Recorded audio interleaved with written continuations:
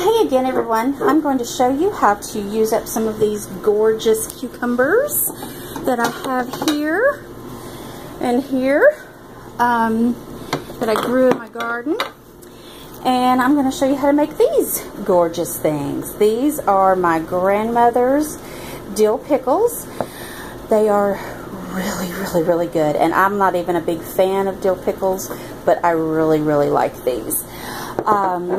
So I've been making them in these pint jars, but I have enough cucumbers that I believe I'm going to be able to make a quart jar. So I've got my jar sterilized, which means that I boiled it for 10 minutes, and it's still kind of warm, but it's not really hot. And I'm going to get out everything that I need to show you how to do this. Okay, I have everything ready, I think, to start my pickles. The first thing that you're going to do is you're going to get a really big pot, and you're going to take 1/3 of a cup of plain salt. That's what my mom and grandmother and great aunt and everybody in my family always called it. Basically what that is canning salt. You just want non-iodized salt, so you're going to use canning salt. 1/3 of a cup of canning salt and 3 quarts of apple cider vinegar, 1 quart of water, and you're going to bring that to a boil until the salt dissolves. Then what I did is the first batch of pickles that I made, I just used a little bit of the brine in my pickles, and then I put the rest of the brine in some quart jars that I labeled dill pickle brine, and I have these sitting on the counter until I get ready to use them. And then as I use them, I will put them in a pan and bring them to a boil so that they're ready to go on the pickles. Okay, so I've got my brine ready. Then in each quart jar, now keep in mind this recipe shows for a quart jar.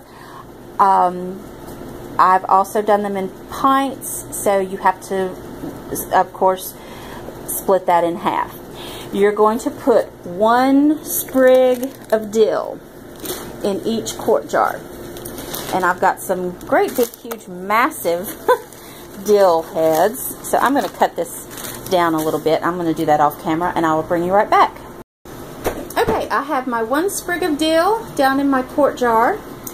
I'm also going to put in 1 clove of garlic. Just drop that in. A hot pepper. Now my mom usually puts in like a cayenne pepper, or sometimes puts in a habanero because they like them really hot.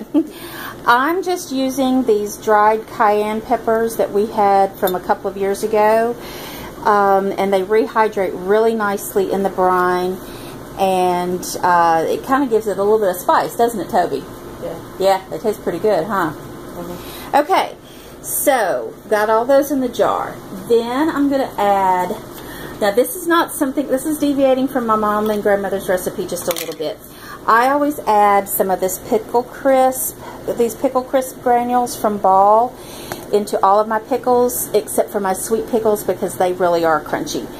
But a few years ago I made some pickles that were not really that crunchy, so I want to maintain the crunchiness, so I always add a little bit of this, and it calls for a rounded 1/4 teaspoon per quart. So I'm going to try to do this without spilling it everywhere. So there's my pickle crisp, and I'm not going to bother putting the lid back on the jar. Then I have my little adjustable measuring spoon from Pampered Chef, and I'm going to go to 1/2 teaspoon, and I'm going to get 1/2 teaspoon of celery seed. And I'm going to try to do that with one hand, and it's not going to work, so I'm going to do 2/4 teaspoons because I can get that much. So 1/4 and 1/4. So 1/2 teaspoon of celery seed, and then I'm going to do a whole teaspoon of pickling spice. Okay, just drop that down in your jar. Okay, now you're ready to pack your jars with your pickles, or your cucumbers. Not pickles yet, Jess. So, here are my cucumbers. All I've done is I've washed them, I've scrubbed them really well to get the little prickly things off of them. And I've cut off about 1/16 of an inch off the tip of the blossom end. Not the stem end, but the blossom end. The blossom end has an enzyme in it that can make the pickles mushy. So I always cut off a little bit of that. If you let these pickles sit for a while, a couple of years, they do sometimes get a little mushy if you cut them up. So I'm going to put them in whole as much as possible. And with one hand, it's easier to just kind of turn the jar over on its side, and you're going to pack the cucumbers in as tightly as you can. So I'm going to do that off camera and get all of them in here, and I may have to cut a few of them up and put them at the top, but that's okay. And sometimes I do them upside down and stagger them a little bit so that all will fit in here. So let me do this off camera, and then I'll bring you right back.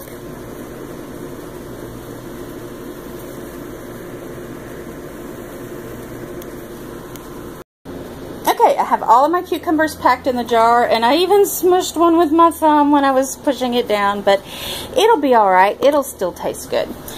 I may be able to cut up another cucumber. I have like 4 left after I get the air out and mush them around a little bit, and we'll see what happens.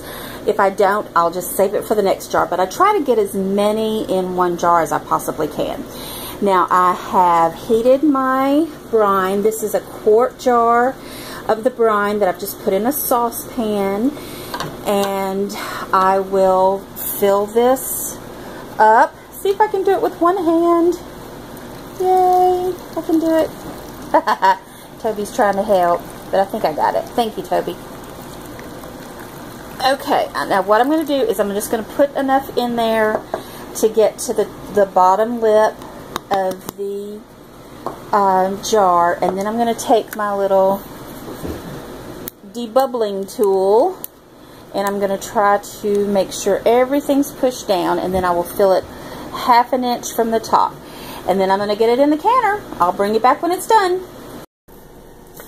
Okay, everyone, this is my jar of dill pickles that has been properly canned. I did can it in my water bath canner for 10 minutes.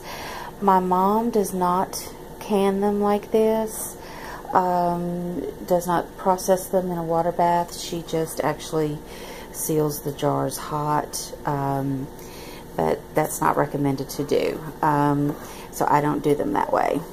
She swears by it, but I don't do it that way. So this is what it looks like. They look delicious. They are finished. What I do is I write what they are and the day that I canned them on the lid, and then I'll let them sit for at least 12 to 24 hours, and then I put them on my shelf. So that's the delicious, yummy, oh so good dill pickles that my grandmother used to make. Thank you so much for watching. Fly high, Pooh Bear.